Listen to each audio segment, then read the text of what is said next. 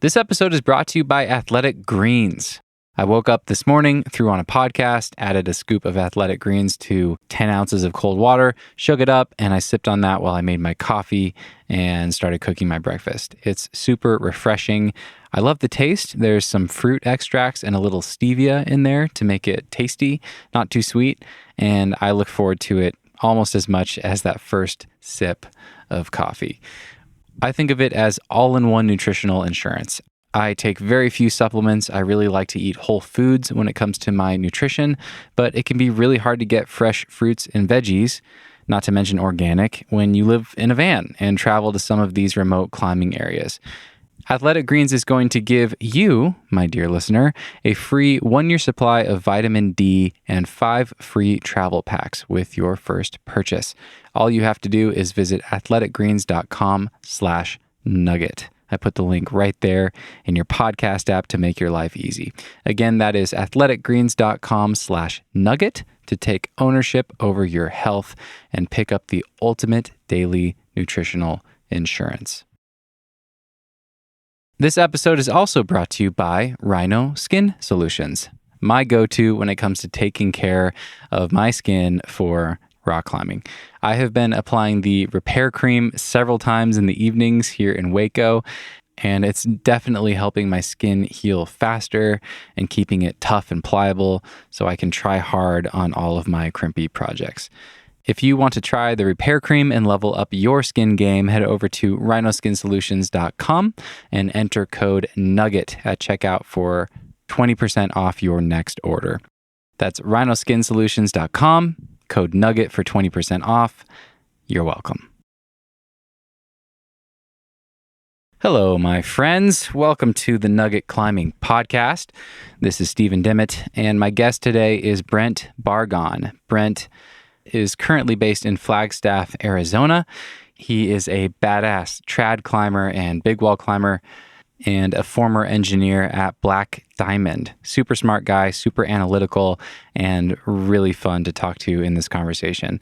This was a super geeky one. I think many of you will absolutely love it. We spent the first 30 minutes or so talking about house hacking and how Brent leveraged real estate investing and some handyman work and some carpentry and buying houses and renting them to effectively retire at age 28. And this guy was working at BD, not some crazy tech startup making millions of dollars. Yeah, super interesting. He lived really cheaply, managed to save a lot of money, and is a full-time climber and effectively retired. He works a handful of days a month at age 28. So if that is interesting to you, I think you'll love the start of this conversation. We then backtracked. We got into his upbringing. Brent has a background in action sports. So he grew up racing motocross and got into some other extreme outdoor activities that are fascinating and things I hadn't heard about before. So look forward to that. And then, of course, we got into his climbing. He's done some ground up free ascents of El Cap. And he also did a free rope solo ascent of Father Time on Middle Cathedral. That's a mouthful. Basically, he free climbed it. He red pointed it by himself with a rope. How did he do that? We get into that. We get into his system for red point rope soloing. And we share some resources from his blog if that is interesting to you, so you can get a visual. But all in all, Brent's a classic engineer. He's got systems for everything. He puts a lot of thought into this stuff, and I loved this interview. I hope you guys enjoy it as much as I did. I've got a follow-up coming out soon. I'm going to try to get it out this week with Tom Randall. That was also super fun and super geeky in the weeds. We talked about how to program your training. So if you are a self-coached climber or a climbing coach that coaches other people, I think you'll find that conversation incredibly valuable. I have been coaching myself for a decade, and I've coached other people, and I still got a lot of nuggets out of that follow-up with Tom. So I'm going to try to get it out this coming week. I think it'll be out on Thursday. No guarantees, but keep your eye out for that. I think that was a really valuable conversation. So I'll put out a free teaser for that per usual. And as soon as the teaser is up, I will make the full thing available to patrons the same day. If you're loving the show, if you want to support the show, and if you want to get access to more than 30 follow-ups that I've published so far, you can sign up for Patreon for $5 per month. There's a ton of perks. You can learn more about it at patreon.com/thenuggetclimbing. Thank you guys for tuning in today, and please enjoy this wide-ranging and very in-depth conversation with Brent Barghahn. Cause no one can do it like we do it, like we do it, like we do it. Cause no one can do it like we do it, like we do it, like we do it. Brent, so good to see you and meet you in person. I keep saying that when I meet people on Zoom versus emails or whatever else. Good to see your face and to meet you. It feels more intimate than texting or emailing for sure. Right. Step in the right direction. Yeah, COVID has me thinking this is actually meeting in person, which is, I don't know, there's something to unpack there. But yeah, good to see you. I would love to start with asking you, I think this will be fun. I want to ask a little bit about your background and how you got to be the climber that you are now. But before that, can you describe for us what your life looked like a year and a half ago? And I think it'd be fun to contrast that with what it looks like today. But can you take us back roughly a year and a half and describe where you were and kind of give us a day in the life at that time? Yeah, let's think back. A year and a half ago, pre-COVID, I was actually living in a house. But for the longest time, I was living in my van in the Black Diamond parking lot. That's what I'm getting to. I might have the timeline wrong. Yeah. You know. I don't even know what the math would end up being, but maybe 2.5 years ago, something like that. I was 5 years into van life and kind of living the dream of engineering work, working full time, designing climbing gear, and actually just living in my van in the Black Diamond parking lot. So that's probably like the peak you're looking for. But I kind of had a funny reverse van life arc compared to a lot of people, and did most of my van lifing as a frugal means to stash a bunch of cash while working full time, and was just scorching it out on the Black Diamond pavement through the summer, just doing what I could to do my engineering stint. I always thought I had about like a 10-year time horizon in that career path before I would feel restless. And I was using the van life as a tool to just save as much money as I could. So I was working full time and designing climbing gear for Black Diamond, working on climbing hard goods. So the meat and potatoes of what Black Diamond is known for, and just trying to climb as much as I could, whether in the gym during the week, a whole bunch up in Little Cottonwood, and then on the weekends, just doing the standard weekend warrior thing. Funny enough, I would actually leave my van parked, and I had a tiny little hybrid car, like about as small as they get, OG 2000 Honda Insight, that I would take on the weekends because it was extra cheap, getting 60 miles per gallon. And the van was very cheap to live in, but not so frugal to take on the weekends. So that was my full optimization for trying to save as much money as I could during the engineering stint. That's hilarious. Kind of a hilarious opposite van life situation of what it's known for these days. So you just had your 2 parking spots in the BD parking lot, one for your van and one for your for your hybrid. That's amazing. Yeah. Did you have like, this is my spot? Did you have like a designated parking spot? Were you just on the asphalt there in the middle of the parking lot? Yeah, I totally did claim one spot there. There was a single tree with a little planter on the side middle of the parking lot, and I would park there because I would at least get maybe half a day of shade. In Salt Lake City, it really scorches during the day, especially during the summer. So even a couple hours of shade in the morning made a big difference for trying to sleep in or just generally stay cool in the van. Heat is the bane of your existence when you're living in a van. It is. Cold is manageable, but heat is difficult. It is. Yeah, it's a lot easier to put a heater in your van than an air conditioning unit. I haven't found a way to do that. I just tried to escape summer whenever I can. But that's really fun. You're kind of a kindred spirit. And I don't think I've talked about this on the podcast, but I've been living in a van for 2.5 years, but only on the road for 2. And I had a 6-month period where I bought the van maybe in the March or April, like early spring, had it built out in May and June. maybe I'm off by a month. I think I moved into it in August. It was all built out. And then I didn't actually leave my job and hit the road until February the following year.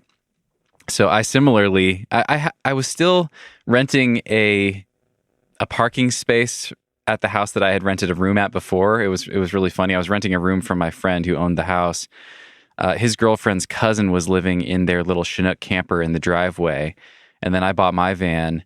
They sold the Chinook, and she and I just switched places. Like, she took over my room, and I just moved into the driveway. That's hilarious. So I kind of lived there, but I also kind of lived at Epic Aircraft at the place that I worked at, the aerospace company, and just had like my little campsite in the dirt, this parking lot. It was actually kind of a nice setup for me under some juniper trees. But yeah, living in the job parking lot for the better part of 6 months. If there's shower access in the building, it goes a long way. I want to ask about that. So I had my own systems. I was renting the parking lot so I could use their house. They were really cool with that. I also had a membership to the gym where I would shower. But yeah, give me some of the tips and tricks that you learned. The urban van life logistics. Because yeah, how long? 5 years you did that? That's plenty of time to dial things in. I think it was 3.5 in the Black Diamond parking lot. And then I actually had moved into my van in Minnesota when I was working a different engineering job. And this wasn't even related to climbing. I had read a book called Walden on Wheels, and was trying to overcome some significant student loan debt and just changing my financial situation overall. Going from spending every paycheck, just kind of the standard American patterns. But one of my first engineering jobs, a bit of a tangent here, I had a mentor named Blaine who set me straight on how to live frugally. He was kind of an outdoorsy type person and understood the nature of frugality, allowing freedom later in life. So that 180 degree changed my direction, my course of engineering work and idea of career. So that led into the van life situation purely as a financial means, not even as a method for climbing more or climbing different destinations. So I was living in my employer at the time's parking lot, and then just parking random places around Minneapolis, funny enough. And I would use the climbing gym there, which was not so sweet.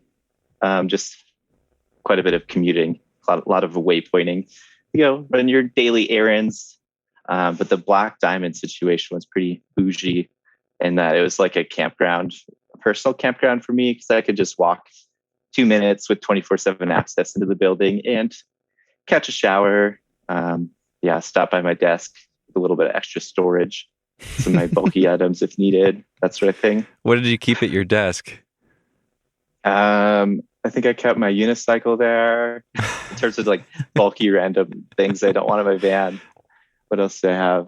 A lot of random extra gear, like old ropes, portal edge, those sorts of things. Some just overfill storage, not a full storage unit, but that sort of thing.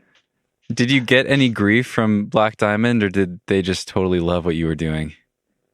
It was kind of hit or miss. It depended. Black Diamond is in a fairly suburban setting, funny enough, even though there's a bit of a factory element to the building. It's totally in a neighborhood. So it's a little bit odd to be camping outside of it. And it would kind of come and go in terms of tension, just based on how many people were trying to do it at the time. And if they were fully enclosed, blackout curtains, low key situation, or if they were car camping, cooking outside their car. So we might get random stragglers coming through, or people just making it work in the meantime. That would be a little bit more conspicuous. And then tensions might flare up. It would kind of come and go. At one point, a coworker had a 30-some foot RV, a crappy Class C RV that they were living in. That was definitely pretty conspicuous. So things flared up a little bit there, but I just kept doing my thing because I was fully enclosed and about as low key as it got. Nice. I love it. The blackout curtains, I've talked about that on the show a little bit. That's one of my top recommendations for people considering van life. I love having lots of windows for the natural light. It's really nice. It makes the van feel really spacious when you're stuck inside working. but also having blackout curtains that you can use magnets with and snap into place or whatever it is to block out city lights or to just be inconspicuous like you're talking about. Those are huge. Yeah, totally. Those are awesome. Yeah. I know when I was researching my van things back in, oh man, it must have been 2014 or 2015 now. The stealth camping was the buzzword. I imagine it's died down a little bit because everyone knows what the white delivery van is these days. But in Minnesota, it was true. I could like park in downtown Minneapolis, like at a parking meter that was just not enforced overnight, and just kind of do my thing. Nice. It was pretty awesome. For, at least in Minnesota, no one had caught on to someone living in the van. Do you have any other van life tips for people that are new to it or considering? Ooh, I don't know if I have anything novel to add. Okay, fair enough. Yeah. Like I said, it was totally a means to an end, and I think my perspective on van life was a little bit odd and different than a lot of other people's using it for travel. But I guess that would be my tip, would be that it's quite possible to work full time and live in a van as a financial tool, and not just having it as a weekend toy. To me, it's kind of funny how there's two different ethos mixed up in van life that are nearly opposite, in my mind at least. The live-in full-time van as a frugal tiny home versus the fancy weekend warrior toy. Right. It's kind of a funny thing how those visually, externally look the same. But at least in my heart, the financial situation is completely opposite. So I've always been a fan of using it as a tool to start building some equity into something that's valuable rather than just paying rents, and also just using it as affordable living. Yeah. I guess generally answer your question. No, that's great. That's great. A little insight into. Yeah, I want to ask more about this mentor that kind of helped you change your path. It sounds like it sounds really similar. It sounds like you got into this like FIRE movement, this financial independence, retire early thing, and found your own way of doing that by living really cheaply while working as an engineer. Absolutely. Let's talk about where you're at now, and then we can kind of fill in the middle as far as how you got there and any strategies that you think are helpful for people to think about. But yeah, so we described the day in the life 2.5 years ago, whenever it was. What are things looking like today? So today I live in Flagstaff, Arizona with my partner, Donahue. She was also a designer, like R&D type person at Black Diamond where we had met. But we live in effectively a tiny home accessory dwelling unit inside of a larger house, a house that I purchased and did all the remodel work myself to partition a legal dwelling unit of 400 square feet or so, and then renting out the rest of the house. And this is a means to subsidize housing and was the next step after van life. I had done this in Salt Lake as well. So now I have quite a bit of freedom and I'm basically climbing full time.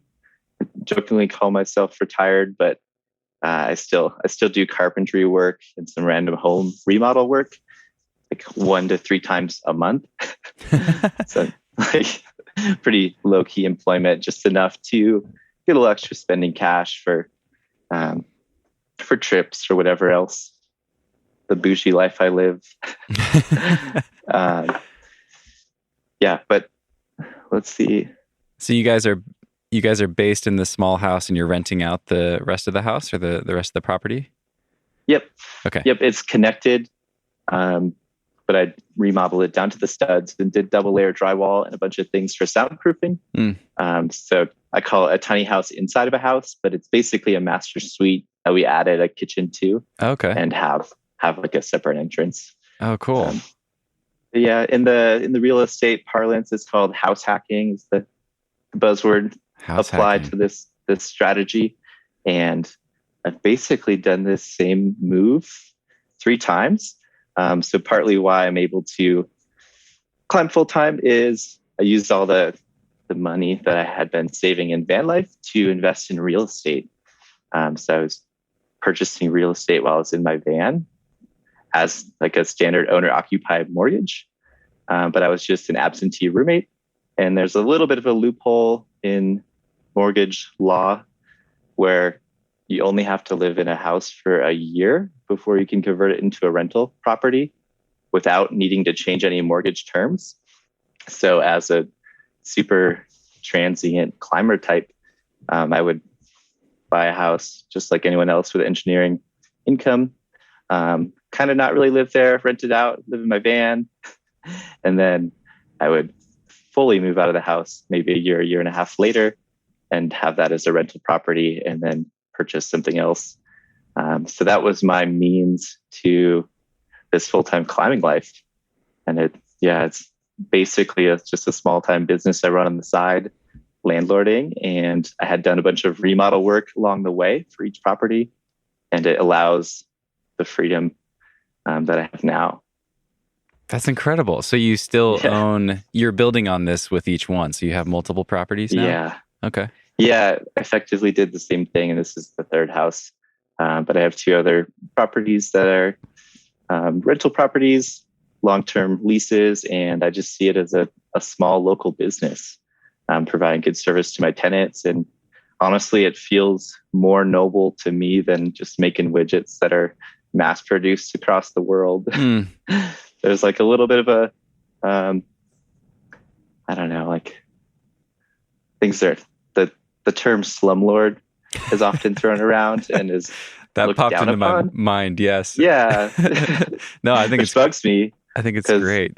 Yeah. I just see it as providing affordable housing to like the same divided housing situation just is a win-win for everyone involved. And just, charging reasonable rents and providing really, really good service to my tenants is just another small business making it work. But by living frugally in my van, I was able to get this spun up, and that's basically my retirement plans. Now I just make a little bit extra money doing skilled labor work to, like I said, not feel too strapped for cash. Still be able to have a fancy espresso machine and a Prius and all these nice things in my life. But definitely don't have to work so much anymore. That's awesome. The many years of van life sacrifice fully paid off. Very cool. It was not so glamorous at times living in the parking lot in the middle of July, but it definitely paid off. That's so awesome. I mean, that sounds so attainable for most people to do something like that. And it's interesting. I mean, the term slumlord is familiar to me, and it popped into my mind as you were talking. But I feel like we need a different word for what you're doing, because that brings to mind like buying cheap, crappy houses and doing the bare minimum with them, and just like trying to make as much money as you can on them before they totally fall apart. But I imagine there must be, to your point about the satisfaction of this versus making widgets, as a carpenter, as someone who has invested time and probably love and energy into these buildings and tried to make something, thinking of it as a craft and trying to make something really functional and really nice, it must feel you're directly impacting the day-to-day experience of your tenants, and that must feel really cool. I imagine that's really fulfilling. Yeah, exactly. And that's why I've kind of ended up in this real estate realm over engineering. The rental properties and the current remodel work I do blend together for sure. And to me, I found that just sitting at a computer and spinning models around was not as fulfilling as working one-on-one, I guess, one-off design work and one-off creation is a different feeling to me than the mass market things I had been involved with in the past with the commercial engineering work. So whether it's house remodel or fixing even down to like patching drywall for somebody these days, if that's a low level thing I can do occasionally, honestly, it feels like as rewarding as some of the engineering work I've done in the past. Yeah, it's a funny situation that the U.S. career model has ended up in that now there's just tons and tons of engineers and skilled knowledge workers, but there's definitely a skilled labor shortage. So these skills I had built up my whole life are starting to pay off separate from going to engineering school. Like I'd always been building things and working with wood and metal. And it's pretty cool how it provides freedom to do piecemeal work that you just can't find in corporate engineering life, at least. Yeah, that's awesome. There's something so satisfying about developing a physical hands-on craft and seeing the direct output of that. I'm curious, do you have plans to do more of this, or are you set? Like, do you have enough rental properties that you're at your sweet spot of amount of effort to manage them and income and things like that? Or are you trying to still build this further? No, I'm at a sweet spot right now. I thought I was going to hit like a 10-year mark in engineering. It would maybe try to scale this side business a little bit further. But with COVID pressures and all the weirdness, the exit came a little bit earlier than I had planned. But that's why subsidizing with other remodel work has made a lot of sense. But right now, I'm just trying to focus on full-time climbing and not really worrying about scaling the business and just maintaining and still hitting the marks I need to there, but not necessarily acquiring more or investing more. Yeah. And then I'm also curious, just a couple more questions about this side of things. As a landlord, how much time does that take up? You know, having done the work yourself, having these great properties that you're doing long-term leases, does it feel like a job, or is it just the occasional thing, like once a month you have to go fix something, or I don't know? Yeah, it's pretty low key. I run it like a business, and having moved out of state definitely forced it to be a business. Oh, so some properties are in Utah. Yeah, but I have a really good handyman that's effectively on call. And so even though I do all those same trades in my own work, hiring it out lets it run like a clean cut business. And I don't have to do too much more than answering emails, just like anyone else that's managing that sort of thing. So it's pretty low key, not too much time commitment. And it was definitely all based on putting the work in ahead of time. Like I said, each property I did have a lot of intimate time with and did a lot of the remodeling myself. So I know the properties in and out. So right now I can relay what needs to be done with the handyman and work with the tenants. And COVID kind of helped that too, because people expected things to be done digitally more than coming in person to have a conversation or something like that. Yeah. But yeah, it's kind of a crazy head trip from the van life, is thinking about having this like business that if you look at directly, it feels really complicated and stressful, but it's all about systems like anything else. So I put a lot of time into having the systems and just let it run and do the work where I need to. That's awesome, man. Yeah. From no house to many houses. Yeah, it was pretty classic. There was at least a year where I was living in the BD parking lot and had a house, but I just wasn't living in it for back like purely different financial means. Yeah. It was all a scheme to try to get to the point I am at now, to feel stable and have a huge financial runway to pursue climbing. I feel like every climber either ends up front loading or back loading that financial picture. And I felt lucky enough to have the BD position to embrace that for as long as I could. And yeah, I just tried to do whatever I could to front load it, knowing that chapter of life was going to come to an end. And I was hoping my next one would have way more freedom. So front loading, meaning just putting your head down and working and saving up money for freedom later versus what I see so many climbers do this, just like dirtbagging through their 20s into their 30s or even 40s until they're like, okay, I need a job now. And just kind of putting that on the side and making up for lost time. Yeah, totally. If I hadn't gotten the BD position, I might not have felt the same, but I knew I was graced with something special. So I embraced it as I could, and used the van life to set myself up for this chapter. And now I get to do a bunch of rock climbing as I wish and have time to volunteer and do other non-climbing activities also. How old are you? I'm 28. Wow. You're killing it. And how long did this take? So did you take like a couple years between BD and where you're at now, or just after BD, I guess, to do all the remodeling and put your head down on these properties? Or were you moonlighting that and doing that on the side? Yeah, I was moonlighting. I was grinding. Damn. So, yeah, that sounds exhausting. The time I feel like I'm a little bit aimless at times now, with the freedom feeling so dramatic from where I was. But I also just like put a bunch of time in the piggy bank that I'm cashing out on now. So I was doing like late night remodel projects also while working full time at BD, but it's good big wall training. Coming off like a big remodel project, you're definitely wall fit. That's hilarious. Further evidence that big wall climbing is really just construction. Yeah. Yeah, it kind of is. Just construction mixed with intermittent bouldering. Yeah. Totally.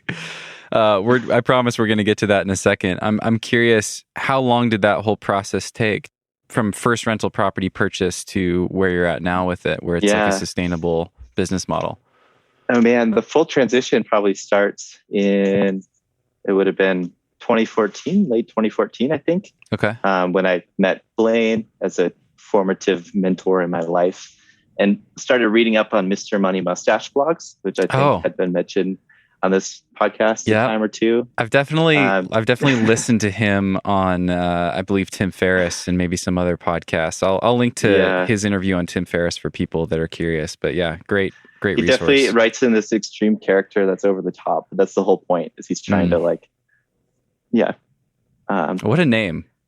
He's trying to make fun of all the American quirks, especially how we treat money. But that was the start of the transition. And like I said, I had graduated with a bunch of student loan debt and just kind of had to make myself starting from there and I purchased the van to stop paying rent and was just putting all the money into paying off loan debt first. And then after that, I started accumulating money in which I could start using for investments. And that led me down the real estate path. So overall here, we're looking at 8 years, something like that. But I bought my first house like 5 years ago. Okay. So yeah, it was just slow and steady progress the whole way. It's just always side hustling. Yeah, I'm a bit of a busybody, so it suited me well. And like I was saying, I needed a hands-on outlet anyways. So buying a project house definitely gave me endless projects to do with my hands. I'm curious. It's so often with the FIRE movement, people are just banking as much money as they can into like an index fund, just trusting that the market's going to grow and doing that as their main way of building equity. Did you do that, or are you doing that now? Are you putting money away for retirement and any strategy there? No, I've gone all in the real estate, which to me, because I put all the work in myself, I was able to add equity, sweat equity, as they say. So I was able to add extra thresholds of security using my own labor. So it seemed like the safest method for allocating all my funds. Awesome. Well, thanks for answering all those questions. That's 30-minute deep dive into real estate. But totally. I really love the financial scheming that's possible, and I think it actually meshes well with the climbing lifestyle because there's so transient. There's loopholes is kind of a crude word for it, but there's creative ways to design a life that suits you with just a little bit extra sacrifice. Yeah, well, I love it. I'm very personally interested, so this is great because that's kind of my next chapter is like, is buying a house and deciding where I want to do that and what I want that to look like and whether that will be somewhere where I want to live potentially for the rest of my life versus just seeking out a good investment and doing something similar to what you're doing and growing even more equity, more income streams and things like that. So yeah, this kind of has my wheels churning. And I think a lot of people out there are really interested in this stuff because everyone wants to retire at 28 years old and just climb full time. So yeah, and you've worked very hard, but it also, the way you're laying it out and framing it, it feels more attainable than some of the other examples that we that we see, where people are just doing these crazy, what's the word I'm looking for? Yeah, I'm no Bitcoin millionaire. Right. He doesn't pay quite like a tech job. Exactly. That's what came to mind. Like, you don't have some 7-figure tech job or something, and you've banked all this money in your 20s. It feels way more attainable. A little bit of suffering to live in a van in a parking lot, but hey, I mean, climbers are used to that. So yeah, that's great. Okay, so I want to make our way to your climbing, and I kind of have a path laid out that is just so intriguing to me. I want to backtrack to your childhood and kind of build on it from there. You already mentioned your unicycle, and I I think the most interesting little note that I have right here in front of me of all the things that you've accomplished in climbing. Tell me about extreme unicycling. What is extreme unicycling, and why am I asking you about it? So I grew up doing all sorts of action sports. I'd say I was a wannabe skateboarder, and that I approached all my sports the way that skate culture had evolved, at least to that time. So, for example, with scootering or like riding a razor scooter, or say I got a unicycle, what was I going to do? I was going to start jumping off things, seeing if I could grind little skate rails, go to the skate park and rip around. And that evolved into me doing quite a bit of unicycling at the skate park and actually doing a lot of street terrain. So just like street skateboarding, going out and finding little curbs and handrails to grind and jump around on. So I did quite a bit of that through my teens, high school and college. And yeah, I guess that culminated into a kind of a funny note in that I am a world record unicycle, world record holder for unicycling in the longest unicycle handrail grind. It's quite a funny thing. I'd always have it on my resume just as a talking point. So oh my gosh, sensing that's what you're getting at. Yeah, that early glory in the unicycle world. How old were you at the time? I was 17, and the story there is that I was definitely not the best unicyclist by any means, but I was a pretty good welder. And I had seen this Robin Big episode on MTV. Rob Dyrdek is a skateboarder, and he also is not the best skateboarder in the world, but he's like, pretty sure I could build the longest handrail of optimal size and angle to slide as long as possible. So he did this like 100-foot long board slide rail record. And I'm like, oh, I could totally do that with my unicycle. So I got some like 20-foot bars of steel and made this 40-foot long rail behind my house. And where did you put it? Yeah. Do you have like a long hillside or something? Yeah, we had a little acreage, like a couple acres in semi-rural Minnesota, but it was actually just on the public road. I just like moved it back on the road behind my house. And to get a Guinness World Record, you have to get like a packet of information and have some independent witnesses and a few things like this. So it's kind of a funny project as a 17-year-old, just to like jump through all these hoops. But I did a 34-foot long unicycle grind and got a plaque to commemorate it. Pretty classic story. Does that world record still hold? Definitely not. Okay. I think it's the official world record still, because no one else has gotten like the packet of information and like hired some random notary to come watch. Yeah. But there's definitely, like any action sports, unicycling has gone insane in the last 10 years in terms of ability. You should, in your notes, link to Mimo Seidler. I'll send you the link, but if anyone wants to know what extreme unicycling looks like today, there's this one kid in Europe who's just insanely good.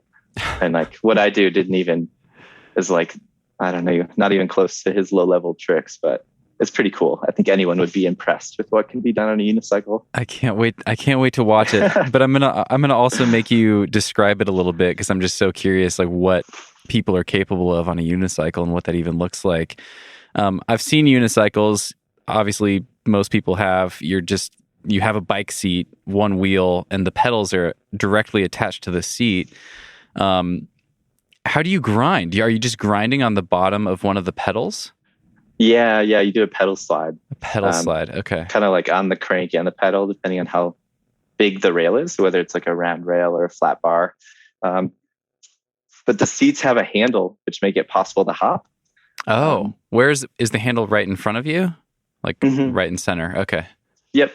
So you can pop and hold the unicycle with you. And just like skateboarding, there's varial unicycle tricks where you can jump up and kick the pedals and do like a little no footer with the wheels spinning around, kind of like a kickflip. And then you can jump up and spin the unicycle, catch it and land as like a pop shove it of sorts. Oh my gosh.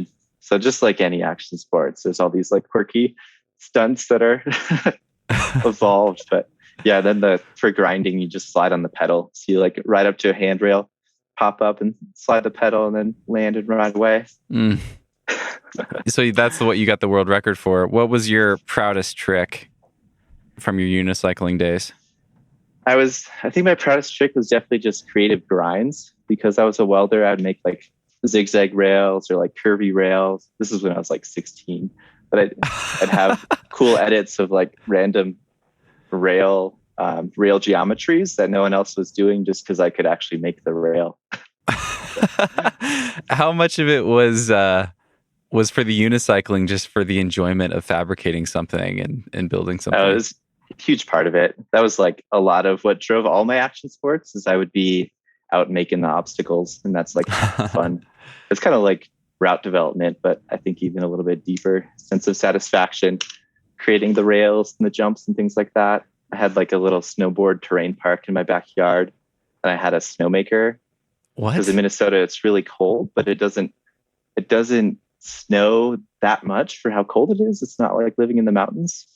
So I had like it's effectively an air compressor and a pressure washer that merge with specific nozzle configuration. And I would just run this all night and wake up and have like huge piles of snow to make jumps with. Yeah, it's pretty awesome. What were your parents like? What are your parents like? What did they think of all of this? They were all into it. They just let me do whatever I wanted. I think one of the most formative parenting actions they took is I had a charge account at the local hardware store. I grew up in a town of like 5,000 people. It's a small town vibe, but the hardware store locally owned had a charge account for my family name, and I would just be able to go buy whatever nuts and bolts and spray paint I wanted to. And that, honestly, I probably learned more from that specific account than I did from engineering school. Wow. I was like always making stuff. I love that. And they just covered the bill and just didn't even blink at however much you racked up. And yeah, it was maybe like $100 a month of just like metal and spray paint and things like that. But then I got a welder for I think it was like my 14th birthday. So formative times, which led to an obvious engineering path. But right. Such irony, you just end up sitting at a desk and you don't actually use your hands to make things very often. So full circle. That's why I left the desk world and just back to making things. I love it. I love it, man. That's amazing. This all is going to make my rock climbing seem really boring. I think the unicycle days were the glory days for sure. Well, I have a question that kind of ties into that. But first, tell me about motocross. How did motocross fit in? Yeah, so that was actually the overarching action sport that I participated in. My family didn't really do many of the school-based sports. From 8 to 18, I just raced dirt bikes and closed course competition. So the motocross racing that you see on TV is what I was doing growing up. It's actually very similar to climbing culture in some respects, is you're going to the track and you're camping out all weekend and you have different families of kids of your same age group and you're just hanging out. It's just glorified camping in the same kind of way that climbing is. And everyone would have their rig. Obviously, they're like 3 to 5 times larger rigs, but it's kind of the same thing.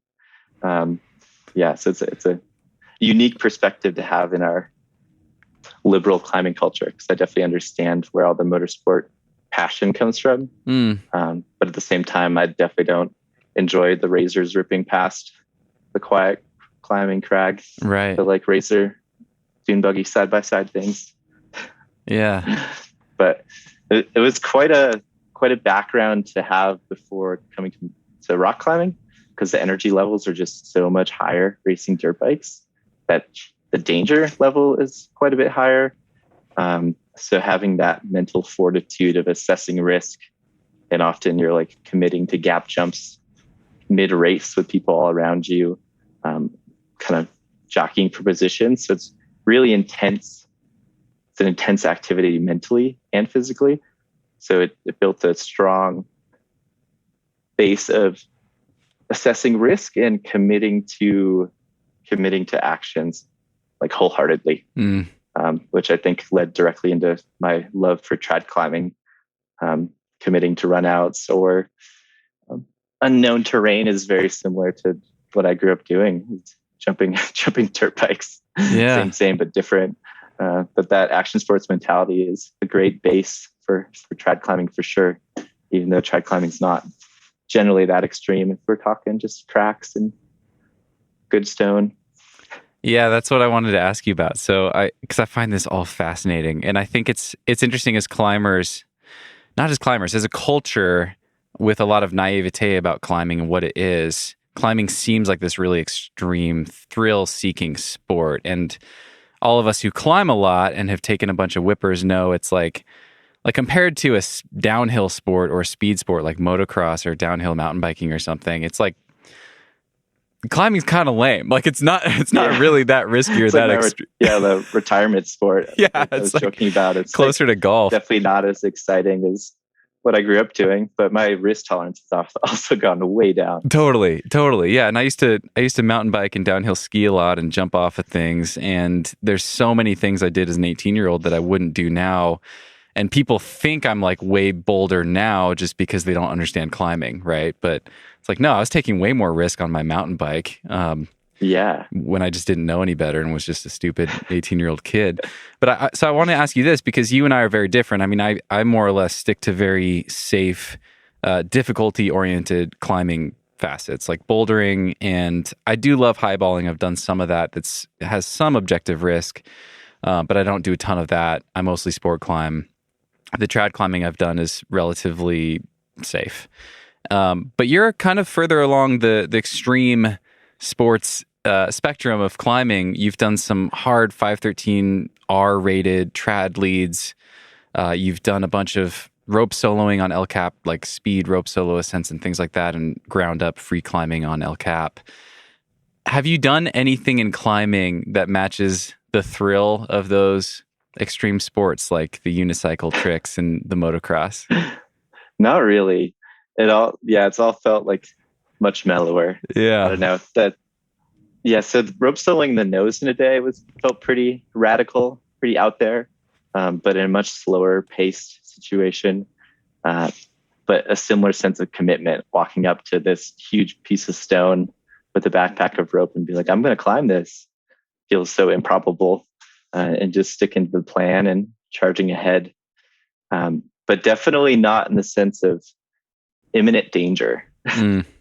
Like in the motocross world, you get to a level where 100-foot gap jump is just like part of the day, part of the lap. You're even doing that like 8 times a day for the races. So in terms of energy levels and danger, I don't think I think that peaked a while ago. But some of the trad climbing can be dangerous, but I'm actually pretty conservative. And I don't seek out danger for danger's sake in my climbing, and just do it when it presents a challenge well below my ability, just as a way to experience new terrain. How did climbing first come into the picture for you? Yeah, I gave up motocross racing in college. It's just not very sustainable financially, bodily, or environmentally. And those all culminated to me like cold turkey quitting motocross. I actually sold my dirt bike to move into my van. Okay. These chapters are like nearly overlapping, but not quite. Did you have bodily injuries or any bad wrecks or anything? Oh yeah, you're kind of looking at a 50% or 50% chance of breaking a bone per motocross season. Oh god. So I have like those are terrible odds. Plates in my body. I broke a humerus, a femur, both collarbones, all in separate crashes. But yes, that's the not bodily sustainable part. I think it's way gnarlier that you broke them all in separate crashes rather than like a one and done. Oh, man. So crazy. When I was old enough to realize the possibilities in the world, I also realized that I didn't want to pay for motocross racing, and I didn't want to deal with getting hurt every year either. So I had a bit of a hole in my passions. I've always been a bit of an identity-based participant in these activities. So when I was a motocross racer, I was all in, and then the unicycling filled the gap for a little while, and that kind of fizzled towards the end of the college career. I was just not progressing. I was kind of flatlined, and now it's exciting. And my senior year in university, we, as a college, got a new rec center, and it had a pretty bougie climbing wall set up, like a nice bouldering cave, a lead area, everything like that. And I dramatically proclaimed that I wanted to be a rock climber, having maybe gone to a climbing gym like once or twice in the like group activity sense previously, but I had seen the rec center being built and I saw the wall. I'm like, I'm going to be a rock climber. So who did you dramatically proclaim this to? Just friends and family? My brother. Okay. Yeah, and a friend that was kind of on the same path with me. So day one of the semester, I went in and bought a membership for the full year and just never looked back. And that was like 2013, 2014. So here we are, 8-9 years later, still a rock climber. Still a rock climber. That's not that long. And that's actually a really impressive progression starting. So you must have been in your, early 20s? 20 years old? Something like that? I was like 19. Okay. Yeah. So. Yeah, from 19 to 28, racking up the resume that you already have with multiple ground up free ascents of El Cap and, these hard, scary 513 plus trad routes that you've done. Have you climbed 514 as well? I've done, I think 2. Okay. But almost all of my ascents are first ascents, second ascents, or like random obscure things that don't see much love. Yeah. I don't think I've ever done a benchmark grade near my limit. So I kind of don't really know. I'm sure the ones you're doing are harder than many of the other ones out there. They're all very obscure movements. Yeah, I always tend to I'm definitely a slab climber. I think my toe crimping strength is probably your toe crimping strength. Say that in jest. Yeah. Yeah, like my standing on small footholds and slab climbing. And then some crack climbing mixed in is probably my strength. So Little Cottonwood was quite good for that. And the movement style is just so different from like a standard sport climbing area that I don't even know if the grades really translate, but totally. But yeah. Well, why is that? Is that because you envision like how that plays into bigger objectives like things on El Cap, or is it just for its own sake? Like, what do you think it is that drew you to or draws you to that style of climbing above all else? Yeah, I think from the beginning I was inspired by the big wall climbing and wanted to work towards that, and quickly got into multi-pitch climbing and knew that I hoped to climb on El Cap and things like that someday. And then it's probably just a self-fulfilling cycle. Once I started getting psyched on it, getting better, then it's kind of all I wanted to do. So occasionally do branch out, but I put most of my time towards terrain that's like 20 degrees overhung or less. Yeah. And anything you can point to as far as your relatively quick progression in those styles? Is it just having like a really narrow focus and spending so much time in those styles, or anything else you can point to that you think helped you accomplish everything that you have in that kind of time frame?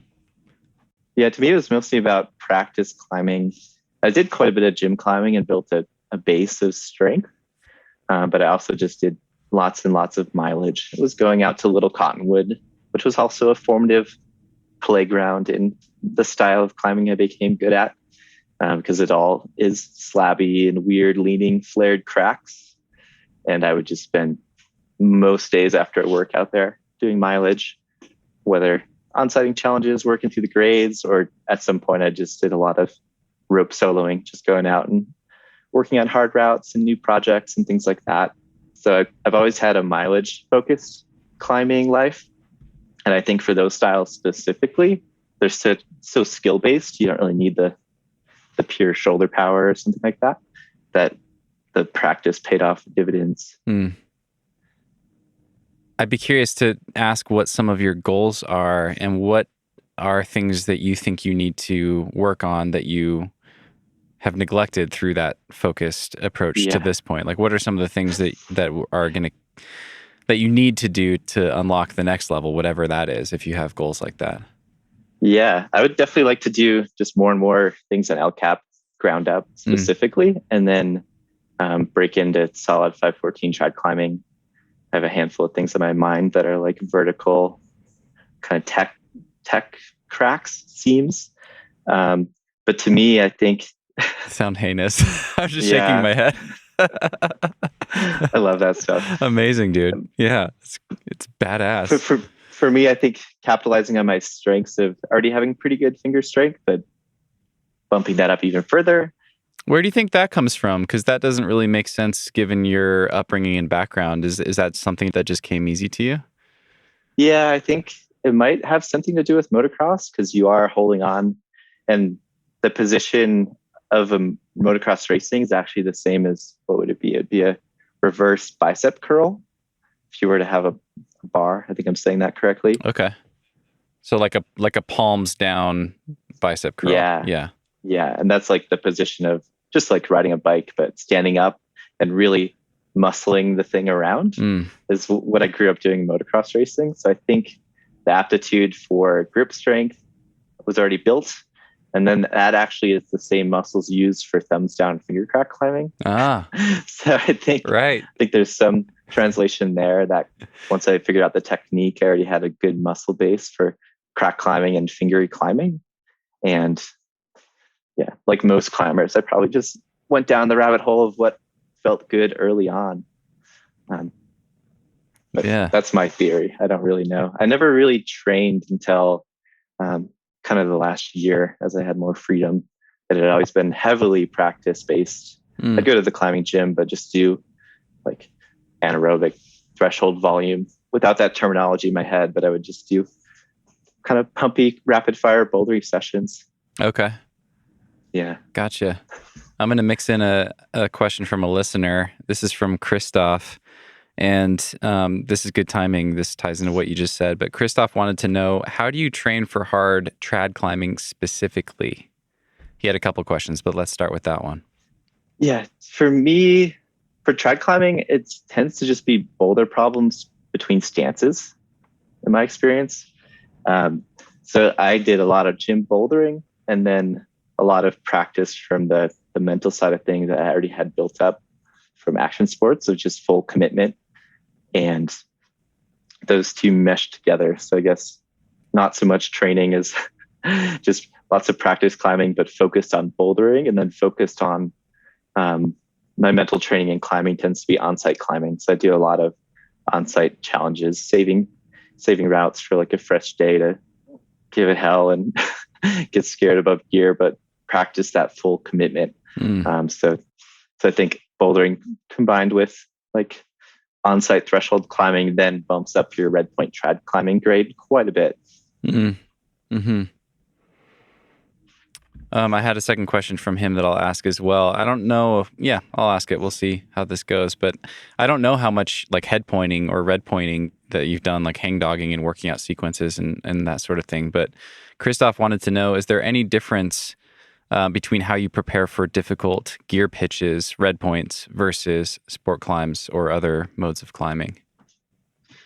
I think it's pretty similar to sport climbing, honestly. Is if it's at a threshold where I might have a chance of onsighting, I usually give it one good ground up attempt. But just like sport climbing, as soon as you lower down through the pitch and are touching holds, you're also looking for gear placements. So the second go, it's funny because we use second go as terminology, but that could mean you spent an hour or two just like hanging on the rope, touching every single hold, right, and cumulatively like reclimbing the pitch multiple times. Right.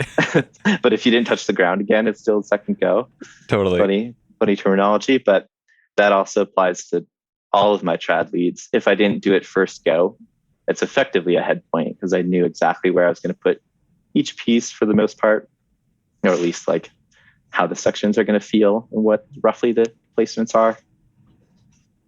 Are you the type of person that always tries to finish things? Yeah. Josh Wharton's interview recently of his comments of leaving failed onsights alone is a bit of a revelation to me and something I might start doing more often. But so much of my climbing is local. Right. That I'm always just trying to finish things off local and continue the tick list. But for traveling, I think I'm going to employ that tactic a bit more often because I do really love on-site challenges. And if you just like barely miss it, it almost doesn't feel worth the effort just to check the box if you're trying to build that mental fortitude. Yeah. Yeah, that makes sense. I think that combination is really good. Like going into that mode when you're on a trip and you have access to more routes to try. It's a great time to really double down on on-site practice or flashing practice.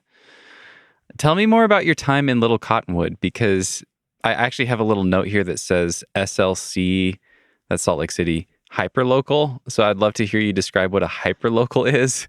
But then tell me more about Little Cottonwood, because when I think of Salt Lake City climbing, I think of the bouldering in Little Cottonwood, and I know that there's route climbing there, but I think of the bouldering, and then I think of the route climbing. I would think of like American Fork as the go-to for sport climbing. But yeah, tell me about your time in Little Cottonwood. Yeah, I think I used that hyperlocal catchphrase at the end of an essay, but I was just trying to poke fun a little bit at how our climbing is so travel-based, especially in magazines and media. It's all about who's who or who's going where and what are these like new novel features being climbed. But personally, I've always found it more fulfilling to be deeply engrossed in a local scene or local crag, know it in and out, and be adding to that story. So for my period in Salt Lake, it was 5 years in Salt Lake City, which aligns with my time at BD. But I was going out to Little Cottonwood and did a lot of my 510, 511, 12 minus on-sighting and breaking into grades, redpointing as well in Little Cottonwood, almost exclusively for all my local climbing.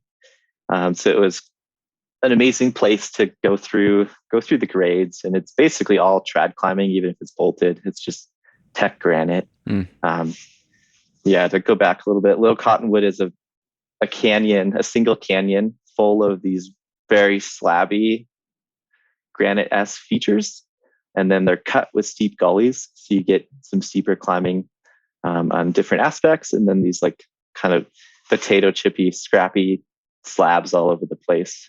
And there's boulders down near the creek, deep in the canyon, that are world class and well known.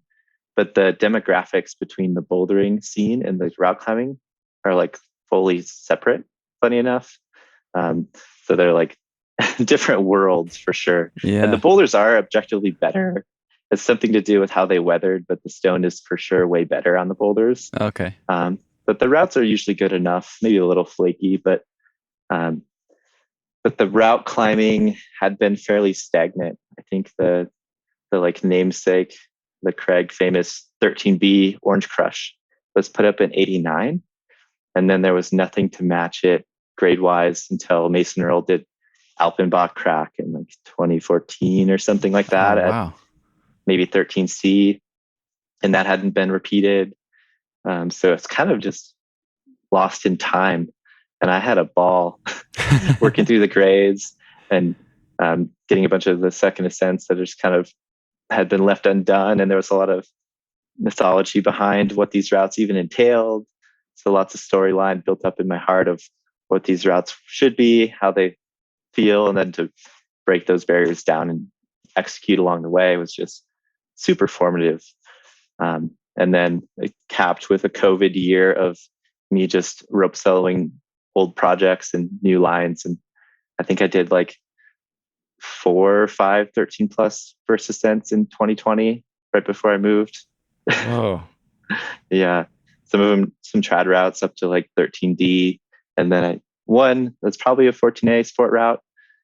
Connor Herson was the only one that's done a second ascent. Oh, yeah. Gave me the bump. So Nice. yeah. Yeah, But I like remember. I was saying, that's like as firm as my grade base gets. So Yeah, well, he would know. He would know. He's done plenty of hard things and has pretty good perspective on that style in particular. So, yeah, that's a pretty solid bump. I remember him talking about that and about you in our conversation last year. That's fun. Yeah, we got to climb a little bit. He came through, so I gave him the local tour and saw some pretty impressive onsights from him too. Yeah, it was fun out climbing. He definitely threw down some of the 13 minuses with minimal effort. Yeah, just on site, no pump, just making it happen. You're a perfect person to dig into the nuts and bolts of these things. And I want to ask you about some of your systems. You've already mentioned rope soloing a couple times.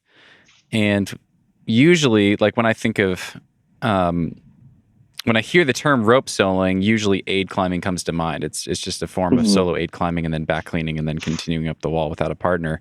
But you've done some free climbing, some rope solo free climbing, which is just, there's so many words there in different orders that, like if you say free soloing, if you say rope soloing, if you say free climbing, anyway. So describe that system and how you started doing that, or why you started doing that, or why you choose that. Like you did a ground up free ascent rope solo of Father Time on Middle Cathedral in Yosemite, which is a route that's come up a number of times on the show. It's a Mikey Schaefer route, 3 pitches of hard, middle 513, really tricky, really technical.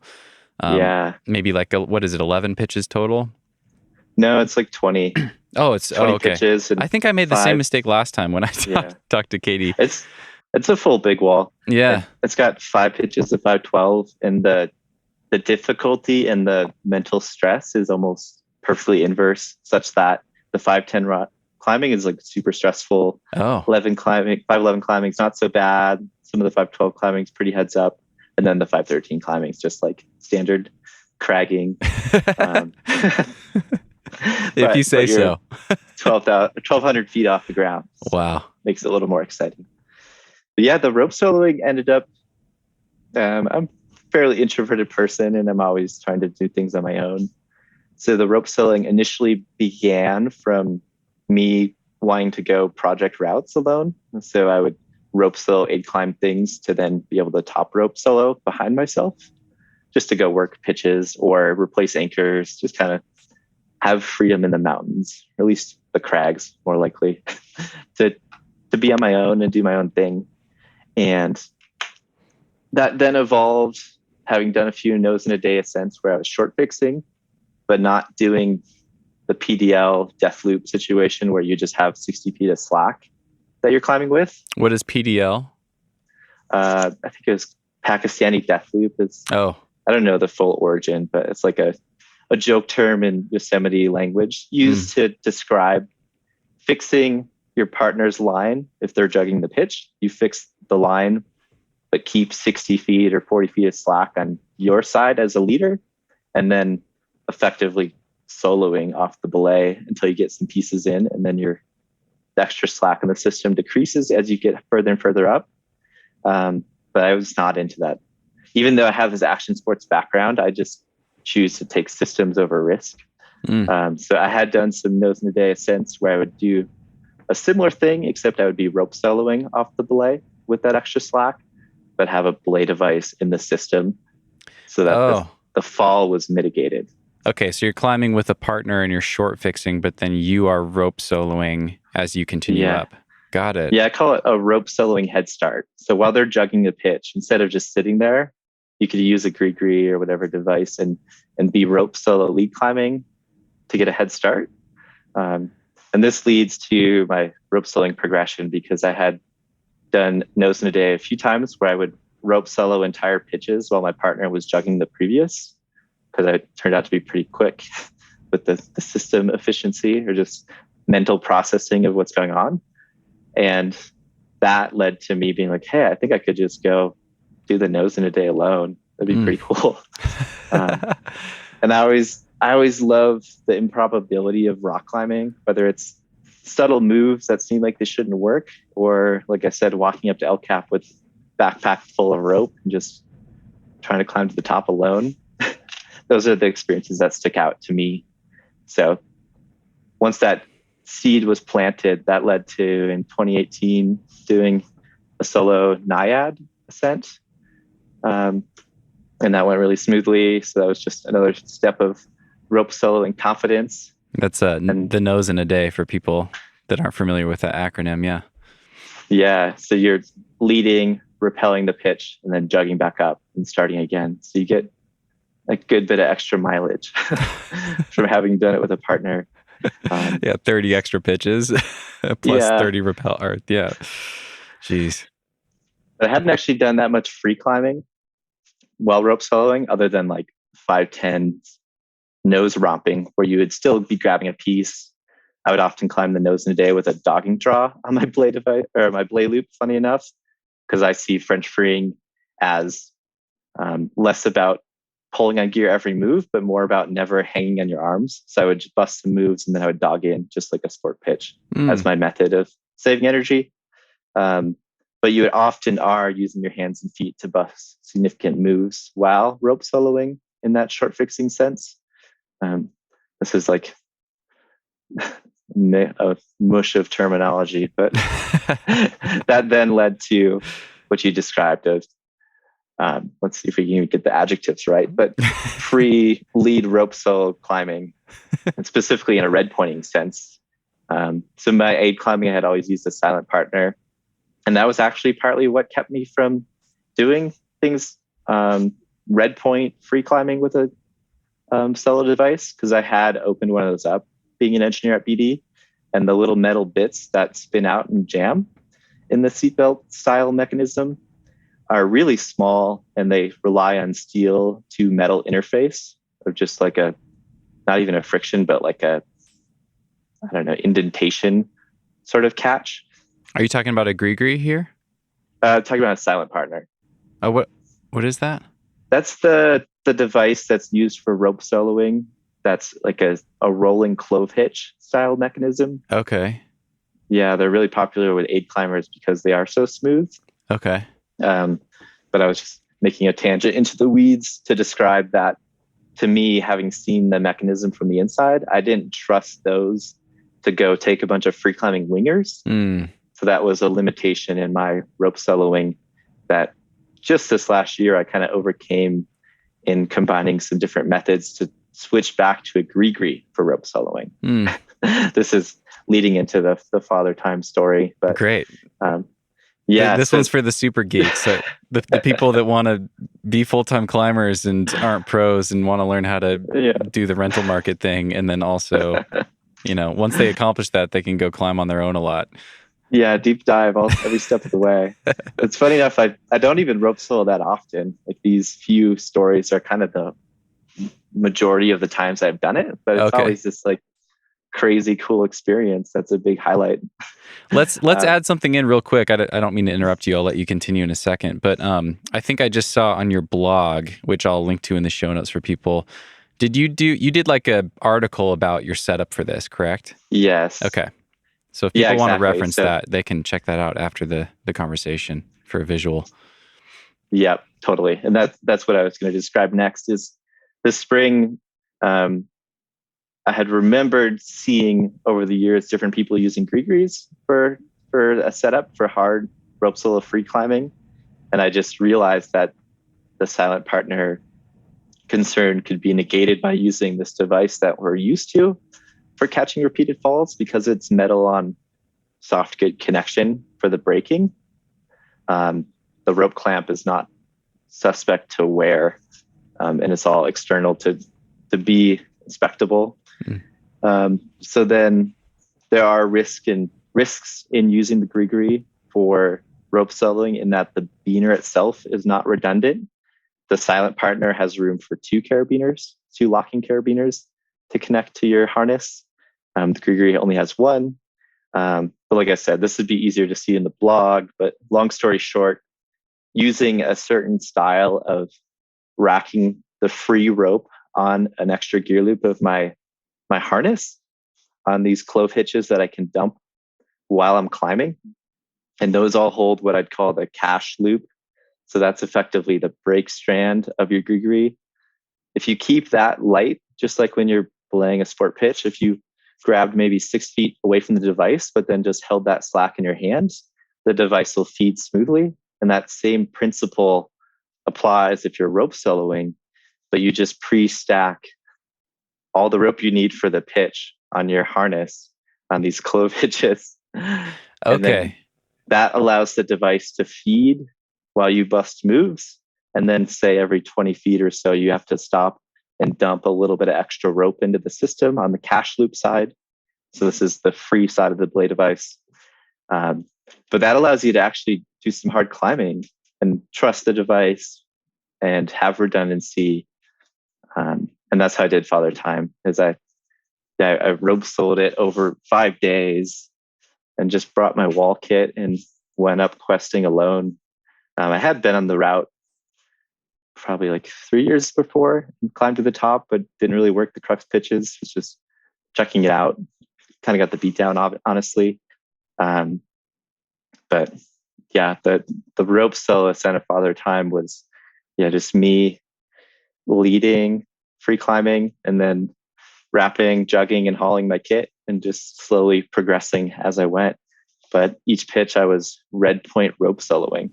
So trying to send the pitch with all the rope on my harness and gree on my blade device and nothing but a haul bag and a portaledge below me and just going for it. That's amazing. So I'll try to describe your setup back to you for people listening, and you can correct anything that I get wrong. So for red point free climb rope soloing, you're climbing by yourself. Like at the start of each pitch, you build a multi-directional anchor and you attach the rope to that. And then you're lead climbing, but you're belaying yourself. So you have the gree attached to your belay loop. I think I saw that you use the elastic around your neck to hold the gree up in a nice position. And then it sounds like you are periodically girth hitching or connecting the rope to pieces of gear in the crack so that you're alleviating the weight of the rope that's building up as more of the pitch drops below you. Am I getting that correct? Yeah, pretty much. I would stack all the rope I need for the pitch on my harness before I started the pitch. So there'd be like 8 20-foot loops hanging off a gear loop. Okay. And that's analogous to your rope bag full of slack for your belayer sitting next to you on a sport climb. And are you attached, are you girth hitching the rope to quick draws periodically, or how are you attaching it in those 20-foot loops?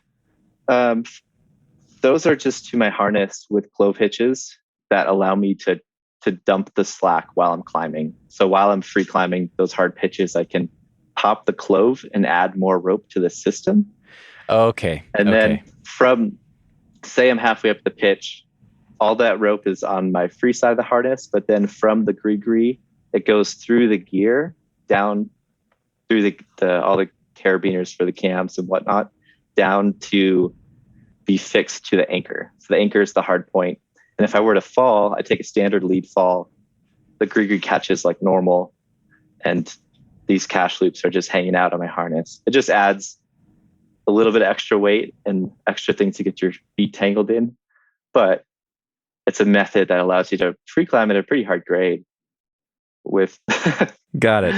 With the difference from how standard aid climbing rope soloing works is that you usually try to have a redundant backup, but often when you're aid climbing, you can just hang there and move that backup with both hands. But to me, the leap was just thinking of how to do a one-handed dump to keep the extra rope in the system at the correct weight so the gree doesn't lock up. But yeah, that's a super deep dive, and with no visuals, it's probably nearly impossible to comprehend. No, I think I'll try again to describe it here. So if someone were to see you up on the wall, it would look like you were lead climbing like normal. There'd be no belayer down there. The rope would just be tied into the anchor. But all of your gear, the rope is running through all your gear as you go upward, just like normal. But what you're doing is you're stashing all of the slack on your harness so that the slack isn't all hanging down and waiting, so that it can feed through the gree really easily. And then you're just quickly one-handed undoing those clove hitches on your belay loops to release the next 20 feet of slack as you continue upwards. Yeah, totally. They'd look through the binoculars and they'd see a bunch of rope hanging down from the person free climbing, like multiple 20-foot loops, and be like, what the hell is going on? But other than that part, it would look pretty normal. And then they'd wonder why the haul bag, or like wonder if the person's a haul bag, what's going on at the belay. But yeah, that's the premise. But I really like it. And feel like I can climb at a pretty high level and enjoy the wilderness experience of just being up there alone.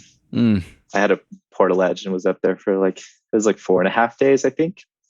And overlapped with, I think, one other party one day. So there's like many days of just hanging out alone, kind of questioning what the silly game we're playing is for red pointing rock climbs, but also just listening to podcasts and hanging out, enjoying a little backpacking solo camping trip. Yeah, that's interesting. I was going to ask that actually. If you listen to anything, if you listen to music, or you just mentioned podcasts versus just spending time in the quiet, without anything.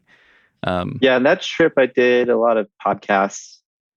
Yeah, I forget what I was listening to, but funny enough, part of why I was up there was from a little bit of angst from showing up to the scene. I had all this new freedom to go climbing and had these things in my mind, but have never been one to show up and jockey for partners. And at the same time, I kind of had a plan fizzle I was originally going to go up on Father Time with a partner, and that fell through. So I was kind of in a weird mental state, not necessarily in a dangerous go for it mentality, but just in I want to make this happen and unsure how to put these pieces together. So part of the time up there alone was just extra reflection and some podcast in the humanities sector, just like enjoying myself and thinking about this next chapter in life, and then intermittent sections of going for it on the lead. That sounds it was awesome. A weird contrast, but I really enjoy it. That sounds like a great experience, a great mental reset. It's so rare that we're disconnected for 4 days from everything else. Yeah, you do get LTE in Yosemite, especially on the walls. So it's kind of funny. I was able to text and whatnot, but not Netflixing up there. It's just lots of time laying in the portaledge, chilling. Amazing. Cool. Well, as I said, or as we said already, I'll link to your blog post for people that are into this sort of thing and want to learn all your tips and tricks and try it out. I should probably give all the normal disclaimers. Rope soloing, climbing in general is dangerous. Be careful. Don't do anything stupid, people. Grigris are not meant for this. It's misuse of the device, but make your own decisions. There we go. You can be my lawyer. I was also curious about a couple other aspects of your big wall climbing and some of these accomplishments that you've done. I'd love to get your thoughts on ground up ascents. Yeah. You seem like someone who's thought about it a lot, who has a chosen ethic, and you have reasons for that chosen ethic. And I would just be curious to hear how you think about that. Yeah, totally. I tend to, overall, I would say that I value the experience over the final headline of what the ascent might be, for example. So I would personally take a partnered ascent with a few asterisks, as it's known in big walling. Say you break up a pitch into smaller pitches using stances, or you top rope one of the crux pitches because your partner led it and sent, those sorts of things. To me, those are not a deal breaker in terms of how the experience feels and what it feels like to do this ascent, compared to what's glamorized these days in modern media is the supported ascent which is logistically easier, is to have someone belaying you and then jugging behind. And you as the climber are doing all the leading, but you might not be doing any of the manual labor. So that's the overarching feeling of how I see the big wall climbing and what's been most meaningful to me. And how that ends up in practice is that I have done I have done both of my El Cap free ascents of the Freerider and Golden Gate ground up. And Golden Gate, at least I took a stance concession. And say that again? I took a stance concession. Oh, okay. So I broke up one of the crux pitches using a stance. Say there's 12 minus climbing to like a good rest stance, and then a distinct boulder problem. Big wall free climbs are not necessarily engineered like a sport climb. It's not a distinguished starting and end point per pitch. You're just trying to cumulatively free ascend the wall. And what people before you did in terms of their pitches doesn't necessarily matter in objective sense to me. To me, it's where the belays, it's where the ledges are. So where the no hand stances are. Because often aid belays are in the middle of nowhere and make no sense. So if you're cumulatively trying to free this wall in a thought experiment sense, you're trying to mimic what a free soloist would do, where like Alex doing the free rider, if he gets to a ledge, he can chill there as long as he wants. And that's effectively the definition of a belay and a rest. It's like hanging on your rope isn't negating your ascent if you could just stand there as long as you wanted to anyways. So more deep in the weeds conversation. No, I like this. So I want to pause for a second and kind of zoom into this. So you're saying that routes on El Cap that were first done as aid climbs, which all of them were, like Freerider or Golden Gate, they might have some stances where the aid climbers just arbitrarily decided, here's our anchor, we're going to put an anchor in here. And most people that free climb it just follow those arbitrary pitches. Yeah. And what you're saying is you'd rather try to execute the wall from stance to stance, regardless of where those stances fall in the given pitches on the topo. Yeah, you said it much better than I did. That's perfect. And so that's one ethos, or one part of my ethos that I like to follow as much as possible. Do other people do that? Because that's really intuitive, but I've never thought about it before. The stance thing's a gray area. It's like, what defines a stance? Because you can pull your hands off if you're in like a knee bar. So is that really like a true belay sort of rest? But yeah, that's generally how I see the routes and break up the routes in my mind. And then an even more overarching ethos is that I wrote a blog post and called it affect minimal parties. That's how I see it. And how popular these trade routes are getting, we need some sort of ethic that's similar to leave no trace as big wall free climbers. And to me, fixing ropes down the routes and leaving things stashed and other things that get in the way, you could use it as a scorecard of like, how many climber hours are you interfering with? It's a little bit of a joke, but if you leave ropes down the South Bay head wall for weeks, you're getting in the way of like many climbers coming through, and that's like a full day of effect for each person, versus if everyone's going ground up at roughly the same pace, but all going in the same direction, we can each have our own unique experiences up on the wall that feel wild and adventurous. So that's the other element of my personal big wall climbing ethos. So the ledge to ledge as much as possible, combined with just trying to affect minimal parties, is how I think of big wall climbing. And that leads me to these ground up ascents. And I hope to keep the ground up streak going as long as possible on El Cap.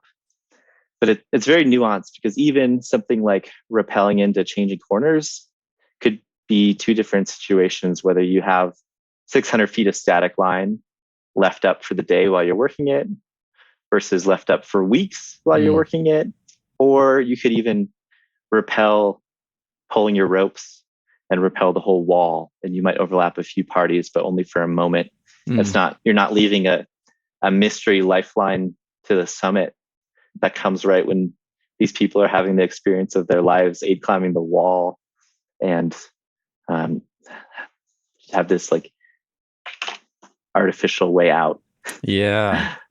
Yeah. So that's how I see it. And it's funny because the media for these ascents generally comes in from the top by nature to get top down shots. So you see lots of social media of people wrapping in and getting hero shots up high, but almost all the ground up ascents just go low key, unnoticed, because by definition, they don't have people above them shooting photos for the most part. And so that's what I'm preaching, if anything, is just know people are starting at the bottom with food and water and just climbing to the top. And it's not all coming in from the top.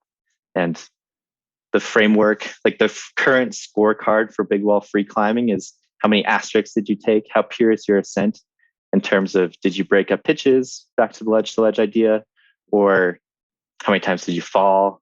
That's kind of it. But there's so much more to the experience. And with how popular it's getting, to me, I think one aspect should be how many other people's ascent did you get in the way of to like pull off your party trick ascent? Yeah, so that's my framework for guiding how I want to do these climbs. And if I have any perspective to share, it's to try to think of some sort of other scorecard than just purely asterisks of free climbing. Yeah, I like that. That's really valuable food for thought for all of us. Because you're right. I mean, there is a certain style that's kind of in vogue and being glorified at the moment, and it's not as far from a adventure perspective. It's not the most adventurous, real, like authentic way to climb a big wall like that. So that's interesting. I'm curious for yourself. Do you have any idea of the limitations of that strict ground up ethic? Like, do you think you can? Is it possible to free climb something like dihedral wall or the Dawn wall if one is good enough doing that versus doing that and then leaving ropes up and rehearsing pitches and things like that? Do you have any thoughts on that? To me, it's less about being a purist as a climber in the adventure sense and more just sharing a scarce resource. So, got it. For example, doing first ascents or doing like really obscure aid walls free, like that's back to the scorecard of like how many parties did you realistically affect? And if you're stringing up the dihedral wall, you might affect like a party or two a year versus the free rider wrapping in from the top. You're like maybe not hosing people, but the details matter. And if you're like blocking some of the good conditions or using up the shade hours for someone that's making it happen from the bottom, or even like I said, like aid climbing parties that all of a sudden have a tether to the summit. That's what I'm getting at. So I definitely don't claim to be an adventure purist by any sense, but do see it as a scarce resource that's getting crazy popular. Yeah. Like when I did Golden Gate, we were hanging on Tower to the People for like nearly a full rest day. And I think there were 10 other parties in eyesight that we could see, and they were all free climbing. There's no aid parties. Wow. From like, yeah, it was like Magic Mushroom had climbers, El Corazon, Freerider, and Salate was just stacked full of free climbing parties. So it's just not that rare anymore. Or just we all should cooperate and not get in each other's way. That's my take. Gotcha. Yeah, no, that's great. Not trying to be a purist by any means, but yeah.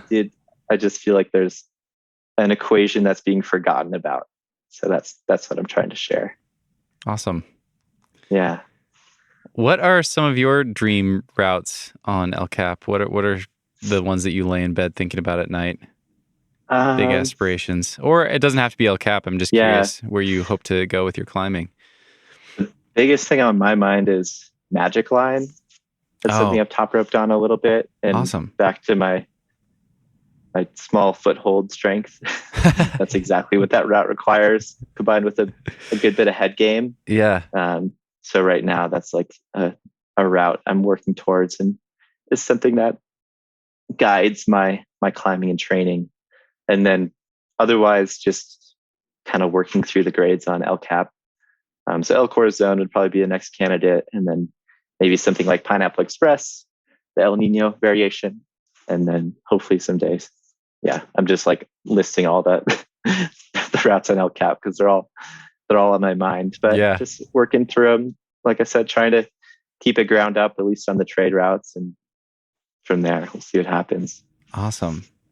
I have a question about shoes, and we can tie this into Magic Line in a second because I'm curious about how, just your process on that and how you're thinking about that. But I had wanted to ask you how you decide on your footwear, because I've seen you wear the classic like TC Pro and the Mura, which are like very common technical granite, dime edging shoe choices. But I watched a video of you. This is actually a video that Black Diamond put out featuring you attempting a route in the Wasatch called Ring That Bell, the 513R. And at the time it was unrepeated. Looks heinous. And you decided to give it a ground up flash attempt, which I'd love to get your thoughts on that and how some of the things that you think about, some of the factors that you try to plan for, how you choose your gear rack and things like that for an R-rated route that's that difficult, going for a flash. But I'm curious, how do you decide on your shoes? Because in that video, you're wearing Solutions, which kind of makes sense, but wouldn't necessarily be the most obvious choice for that style for technical slabby or vertical granite.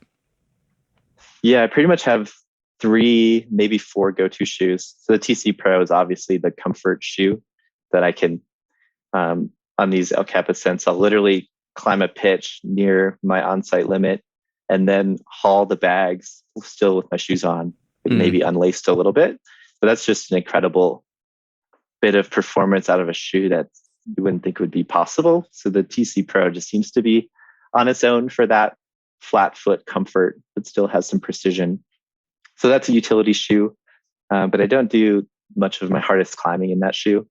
So on the contrast, far side, the Solution was often a tool for the little cottonwood granite because things are so flared, and all the rubber on the toe actually makes it really good for flared cracks. Oh. So it was a kind of a smeary butt crack climbing shoe that was perfect for the Wasatch. And that's exactly what Ring That Bell was. So I use that shoe a lot in the Wasatch, but not as much anymore. Now that I'm in Flagstaff, climbing's a little different. But I use a lot of stiff edging shoes, and the Mira VS, the Velcro version, and the Katana are my go-to. And that's just a matter of, if it's pure edging, the Mira suits me really well. And I've done a lot of my hardest ascents with that shoe on granite, because you can use the dime edges, and a pretty stiff, fresh shoe will do wonders on the smallest footholds. And the Katana is very similar, except a little bit flatter if you need to smear. So on something like Magic Line, where you're doing a bunch of tech smears and then some crux dime edge, like heinously small edges, a pair of katanas would be what I would be going for. And being a trad climber, slab climber, the shoe itself matters a lot, but the lifespan of the shoe and timing it right really, really matters. So the Katana, you might have like 5 or 6 good sessions with that shoe on something so hard on granite.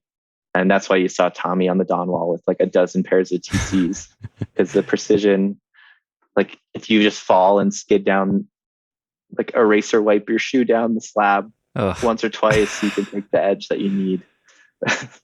Got it. So it feels a little bit silly, but I often walk up with a quiver of shoes, sometimes the same style and just different points of life for the shoe. And then sometimes if I'm cragging, I just choose based on the categories of smearing versus edging versus jamming. And then they're all pretty comfortable for my foot too. Those models just happen to be super comfortable. So I can use them up on the wall a few days in with swollen feet, and they still feel comfortable enough. I love it, man. I knew you put that kind of thought into this, which is why I asked you. And yeah, that's fascinating. I always found, I think I've put the most thought into footwear when I climbed at Smith Rock and was trying to do hard red points for myself at Smith Rock. The same exact thing. Totally. But what's interesting is, like, for me, there always was a sweet spot with the shoes. I've really loved the Katana lace. I've worn that on some of my harder things, and the Mira Velcro. And then most recently, the Otaki. I think I've done my 2 hardest routes at Smith and the Otaki, which I find to be really similar to those other shoes. It's just slightly more comfortable for me.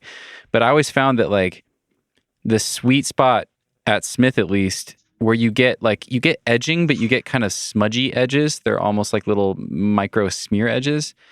The shoe had to be a little bit broken in. It was like 3 weeks in when it was starting to get slightly rounded, but still had all of its stiffness and could still edge. That always felt like the sweet spot for me versus a brand new shoe. Yeah, it's a bit of a gamble. Yeah. Totally. Yeah, I definitely don't use brand new shoes, but it's a bit of a gamble of breaking in your shoe and stopping when it's the right moment and then putting it aside for when it matters. So fresh pair of katanas, I'll maybe do some sport climbing or do some general climbing that beats it up in all different angles to try to wear it in uniformly before going for those super tiny holds on a hard boulder or a hard route. That's also very different footwork technique than like sport climbing, spearing, or bouldering, the slab climbing, edging. And even on a slab, whether it's like a distinct sharp edge or smear holds, can make a huge difference of what type of shoe you want. So the footwork or the footwear matters. It makes a big difference on how hard some of these things are. Yeah. So it sounds like you're going to go for the katana on Magic Line. Yeah, that's the one for me for sure. And are you able to train the footwork component of that challenge away from the route itself, aside from just drawing on all this experience of granite climbing and the Wasatch and Little Cottonwood and things that you've already done in the past? Like when you say you're training and kind of focusing on that objective right now, what do you do for the technique and the foot crimping strength or whatever else versus just, I imagine you must be training like fingery layback climbing and tensiony climbing, things like that. Yeah, I've pretty much been doing a lot of basalt climbing here in northern Arizona in Flagstaff. And that's where I'm living now. And there's a lot of bouldery, not very sustained climbing, but with short fingery sections of like laybacking tiny little tips cracks and standing on tiny nubbins. So pretty much just, mileage practice again. I don't know if I have a training scheme for the toe strength. Seems like a natural aptitude for whatever reason, but probably also mileage. Yeah, I don't know where that comes from, but it's held true so far. Awesome. That's great. So why Arizona? Why relocate from Salt Lake City to where you're at now? You're in Flagstaff? Yeah. I was just looking, my partner and I were looking both for a smaller community in Salt Lake City. Felt like we were in a bit of a cycle of just kind of the weekend warrior life. And with this new chapter of life for me, and then Tani had some other freedom, contract work and other things coming into her life, we wanted a smaller community that still had good climbing access. And Flagstaff is a total backwoods of an area. It's not very crowded, but it's also not world-class by any means. It's just like lots of scattered routes, some destination routes, but very few crags. So that appealed to me in terms of having a local playground that would take a lot of time to understand. And I also knew of quite a few 13 plus, like really solid trad climbers here in Flagstaff. And I was pretty much doing my own thing in Little Cottonwood, my own little niche. And I saw that being mirrored here in Flagstaff just from my mountain project research. So I knew I had a crew of people to actually get out and climb and seek new obscure routes with. So those are the main things that drew me here. And we just wanted to change and made the jump like a lot of people through COVID. We moved a year ago yesterday, actually. So okay, just came up on the anniversary. Nice. And was it easy to integrate into that crew? I mean, I imagine you must be a cherished resource in that hard, sketchy trad climbing scene. Yeah, it's definitely been fun and relatively easy. Yeah. We literally moved here knowing nobody. And I just had 2 phone numbers of friends as leads. And I kind of knew who people were just from my mountain project research, learning what this area was when we were shopping around for different locales. But yeah, that quickly, just getting out with people a few times from those first blind climbing partner dates turned into being part of the crew. And a smaller town definitely made it easier. I think it aligns well with my personality. As I was saying, the jockeying for partners in bigger groups is pretty difficult for me, but the small town vibe has suited me well. It's been great. Does your partner climb? Yeah, she climbs. We do a lot of climbing together, get out a couple times a week. She's not into the sketchy trad climbing. She most certainly does not have an action sports background. So it's a funny contrast, but she enjoys safe, fun in the sun climbing for sure. Oh, nice. Getting strong and progressing just like we all are. Awesome. That's great. Yeah. I'm curious, having all the free time that you do now, having created this kind of full-time climber life for yourself and living somewhere where you have access to great local climbing, how do you decide where to go, when to go on trips versus when to stay local and just climb at your local areas? That's been really difficult lately. And I feel like we've trained ourselves the last 2 years to not travel very much. So I'm trying to overcome that hurdle and keep a time horizon of, say, 3 or 4 months and have a trip a month or 2 trips a month booked out to look forward to, and then work backwards from that and kind of block out things for local climbing. Try to remind myself that there's no hurry to tick off everything here that I want to do, save some things for the future.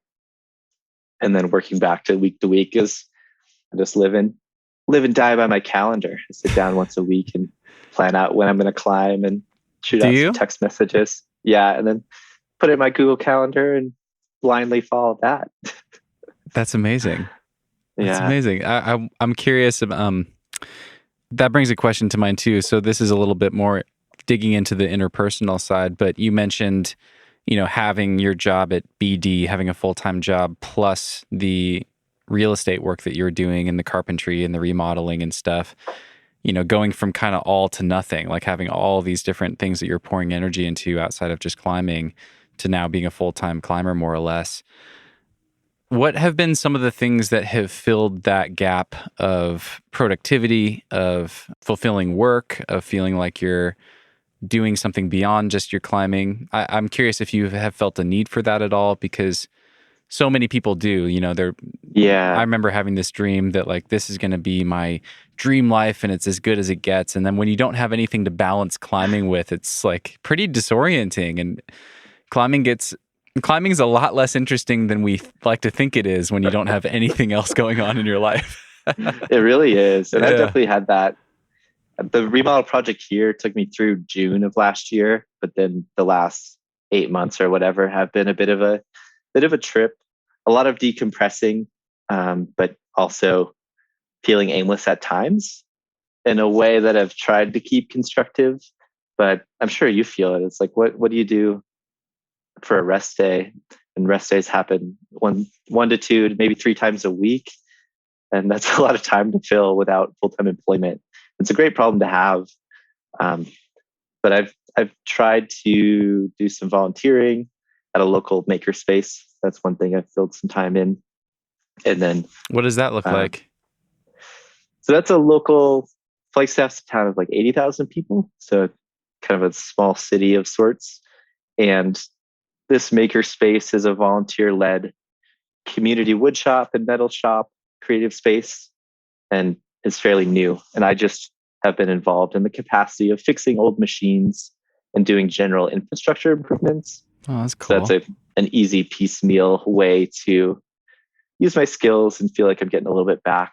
And I've really come to love Flagstaff. So giving back and trying to create this element of the community that I think should exist has helped fill in that void a little bit. But I really struggle with what to do as sedentary activities for rest that still feel meaningful. That's a definite struggle, and I have. I'm all ears if you have anything you've learned there. You should start a podcast, man. It can take up a hell of a lot of your time. Yeah, I guess that's sedentary computer work and logistics probably a good option there. Yeah. Well, it's kind of a joke, but I actually did want to ask you about your blogging, and I'm curious if you've ever thought about doing more of that. Like you have such a you definitely have your own lane. I mean, there's a few people I can think of that can share the really geeky, in the weeds, technical nuance that you have perspective on. Like Blake Harrington comes to mind. He's someone whose blog I visit from time to time if I want to like make sure that my top rope soloing kit is like up to snuff. I reference him. Yeah. Have you ever thought about doing more of that kind of stuff? Whether that's, I don't know, more blogging that's specifically like sharing tricks or skills, or maybe you already do, or branching into audio or video or anything? Yeah, exactly. That's actually the reason why I have that blog. And although some of those posts are dated back to 2018, 2017, I just started that this summer. Oh, okay.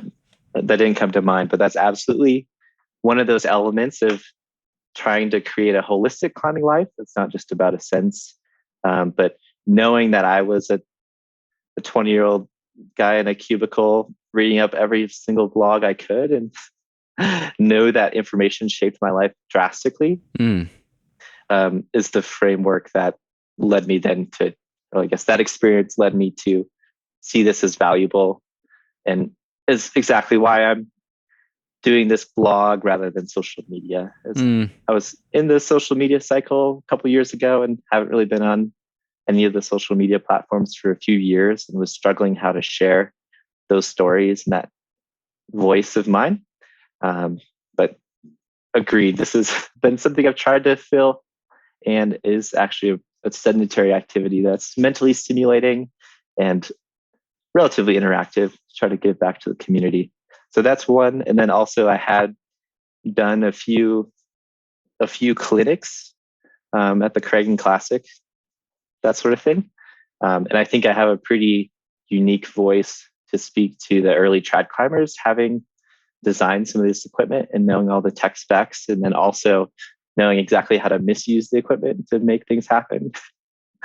So that's been another element that I've tried to build up a bit and create more dimensions to climbing. It still feels like a worthwhile life to have a lot of things that are climbing centric, but more dimensions from route development to writing, whether on the blog or otherwise, and then giving back in forms of classes and clinics. So those are various elements in the category of sedentary mental stimulation, but it's a struggle. It's been a big transition to go from the full-time work and side hustling to trying to find my way as a full-time climber. Well, man, I mean, I don't know if you've ever thought about this. I know you're an introvert, but I am too. People are surprised when I say that, but I am too, and never expected that I would do something like this. But you're so well spoken, and you have such a unique voice, and you clearly put so much thought into these perspectives and ethics and these kind of thought experiments. I love the thought experiments of the AMP, the effect minimal parties kind of philosophy, and climbing ledge to ledge and going ground up and these other things. So yeah, I don't know.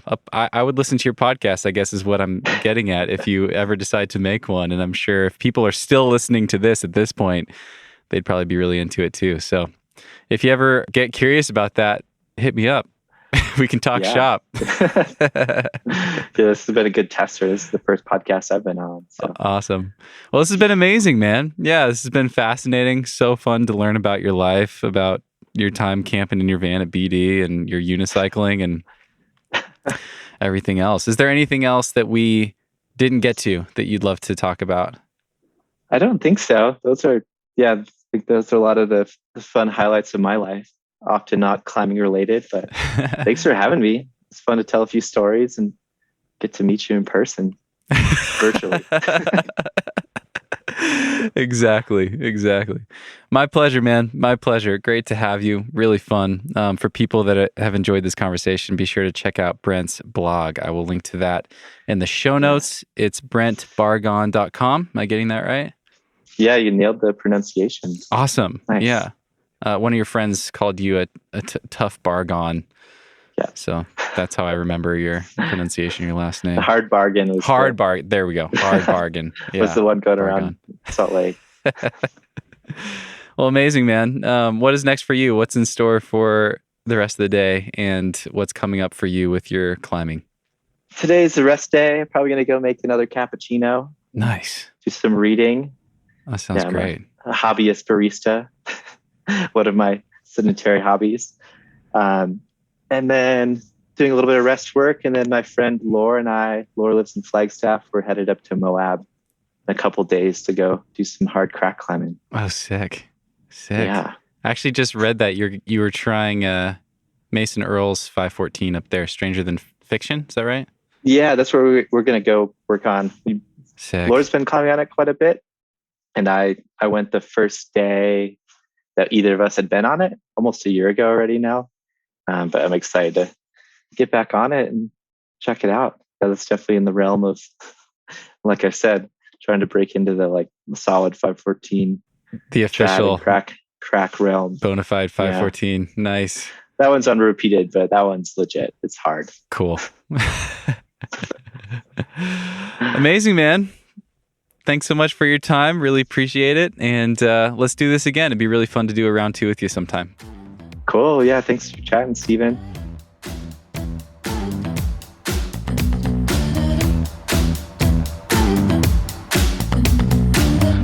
Hey friends, thank you for listening to another episode.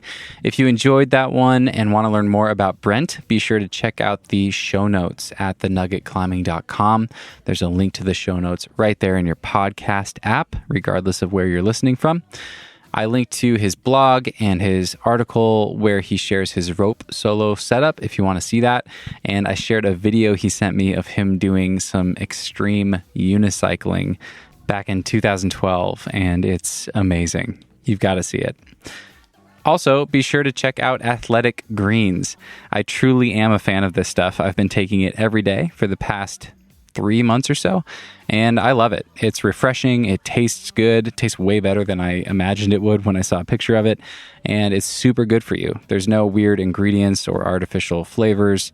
It really is a whole foods-based supplement, and you even have to refrigerate it after you open the bag, which I think is a really good thing. Seems legit. If you want to try it out, head over to athleticgreens.com/nugget to get a free 1-year supply of vitamin D. Very important in the winter time especially, and 5 free travel packs with your first purchase. I've shared a couple of those travel packs with some friends here in Waco, and so far everybody that has tried Athletic Greens loves it. So check it out. And finally, if you are loving the show, I would love it if you could leave me a review on Apple Podcasts or a quick rating on Spotify. Be sure to subscribe if you haven't already on your podcast app so you can get all the latest episodes. You can share this episode with a geeky friend of yours who you think will love it. Share your favorite episodes on Instagram. It all helps a ton to grow the podcast and to support me and my work so I can bring you the next episode. Thank you guys again for listening to the very end. I appreciate you very much. Much love, and we will see you next time. No one can do it like we do it, like we do it, like we do it. 'Cause no one can do it like we do it, like we do it, like we do it. 'Cause no one can do it like we do it, like we do it, like we do it, like we do it.